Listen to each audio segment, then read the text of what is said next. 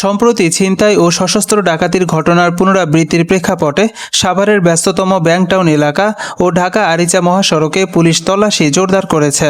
বিশেষ করে যাত্রীবাহী বাসগুলোকে টার্গেট করে নিরাপত্তা অভিযান পরিচালনা করছে আইনশৃঙ্খলা বাহিনী। বিস্তারিত দেখুন সাইফুল খন্দকারের পাঠানো তথ্যচিত্রে।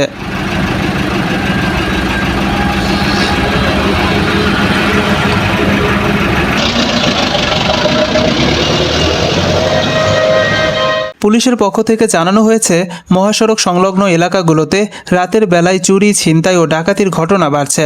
অপরাধীদের বেশিরভাগই দূরপাল্লার বাসে যাত্রী বেশে উঠে ছিনতাইয়ের মতো ঘটনা ঘটাচ্ছে। এ ধরনের অপরাধ রোধে সাভার থানা পুলিশ ঢাকা আরিচা মহাসড়কের ব্যাংকটাউন এলাকা থেকে শুরু করে আশুলিয়ার বিভিন্ন গুরুত্বপূর্ণ পয়েন্টে তল্লাশি চৌকি বসিয়েছে।